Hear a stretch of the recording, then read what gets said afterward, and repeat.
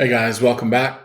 Today we're going to talk about buying raw land, whether that's a lot in a neighborhood or anywhere, or land like a field or an agricultural piece of property.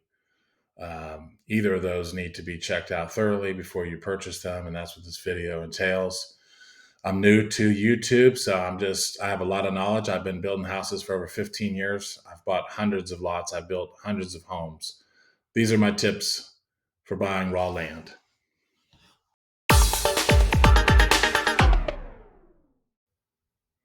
My first tip would be to make absolutely sure that the lot you're considering to buy is buildable, that the county or the municipality that's in charge of this property or in charge of the regulation for the property will allow you to build on it. You need to make absolutely sure of that before you build.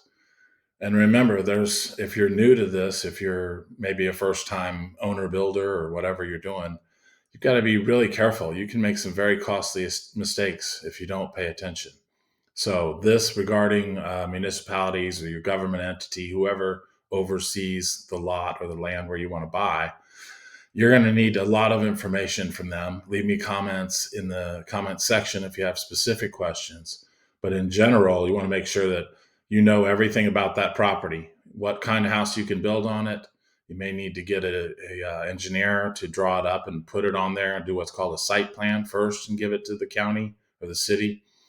You've got setbacks and a lot of things that you need to know about that piece of property that could cause real problems for you.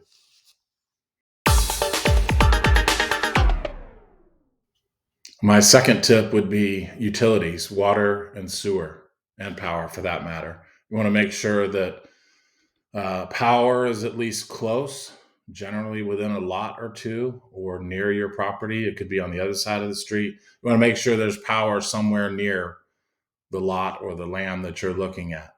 If not, you wouldn't believe the amounts that are charged by electric companies to run power poles and wires and underground and put in their boxes. It's very expensive. I'm talking potentially tens of thousands of dollars. Something you have to do up front. You just have to. Now, of course, if you have a house on either side of the property you're looking at, or maybe one across the street or one, two lots down, that's a little bit different. We know that power is there. So it's just going to be a matter of what the cost would be to get it to your property.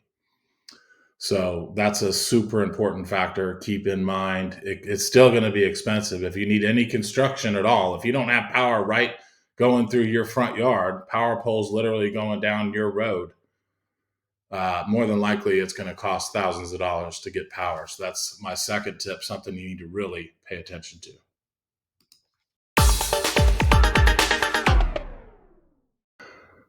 My third tip, and this one is imperative also, is there are certain species that live in certain areas of the country that completely stop your build or can completely bring your build to a stop. If a neighbor or somebody sees a gopher tortoise or certain birds, there are several species you can Google, but that needs to be checked, or at least the grounds need to be walked by somebody that knows what they're doing, which would be like an environmental protection type company. I build houses myself, so I know, and I have dealt with many in my area, many gopher tortoises when we had to relocate or provide other. Sometimes you can move them to the back of your property, providing there's enough vegetation and place for them to live. It's a little nutty, but it's the law, and that is something you really have to pay attention to. It could cost you thousands and thousands. It's not unheard of to relocate a gopher tortoise. You can look these up on the internet. This is a tortoise, not a turtle. They're dry land creatures. But to relocate one to an actual tortoise farm or whatever you call it, there are acres and acres of properties around the different states that will house these things. And the problem is for you to pay for that relocation could be as much as $3,000 to $5,000 per turtle or more. So something you definitely want to check on any raw land that you buy.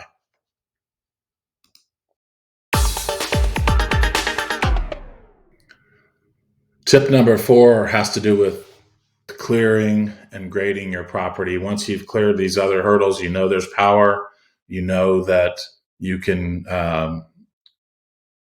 that there's no species you have to worry about on the property. Once you figure all these things out, and they're all super, every one of these steps is really important. The next thing you need to look at is the clearing and grading cost. If this property has trees on it, especially big trees, big pine trees, big oak trees, I mean, depending on the size of a property and depending on what area of the country you're in, this could be tens of thousands of dollars just to clear. You know, if you got a quarter acre, you know, you could be $5,000 to $8,000. If you want to clear an entire acre off, it could be $30,000 to $50,000 or more. So all this stuff has to go into your planning. Super important. The other thing you want to pay attention to is when you're going by this lot on the road, you want to make sure that it's fairly level, that you don't have a big drop off, and just kind of picture it without all the trees on it. Once you pull all that out, it's going to look like bombs went off everywhere. But what is the levelness, the elevation of the land? What does it look like? Does it run left to right? Is it on a hill when are you going up a hill, down a hill when you're on the road? What does that property look like from front to back? Where's the drop off? Because here's why. Because you could end up spending tens of thousands of dollars bringing in dirt to build your home. Super important step. And this may be where you want to have your tree guy go out, or 2 or 3 bids rather, from tree guys to go out, look at the property. They can kind of give you an idea of, what kind of dirt you're going to need. Most of the time you got to bring in fill if you're going to build a new home. If it's a slab or whatever, depending on whether it's a slab or you're doing, a pure foundation, it could be different. But always make sure you check the levelness of the land and try to get an idea from an experienced guy. How much dirt am I going to need? Do I need 10 loads? Do I need 50 loads? Do I need 200 loads? Because I don't know where you're at in the country or in the world, but dirt's expensive. It's just dirt. But the guys will take the dump trucks. They will go to the fill pits, pick up that dirt, and it's $250, $300 in our area per truckload, which is about 18 yards or so. So it adds up. If you need 50 loads, that's $10,000 plus in dirt. And depending on where you in the country, like I said, we pay about $250 here per load. It could be $500 in some parts of the country. I'm in Florida, where things, in construction wise, things are, I think, a little bit cheaper maybe than other areas like New York or California or those types of areas. But something else you need to check: how level is the land, and about how much dirt is this property going to require? You're going to need a professional to look into that, unless you already know.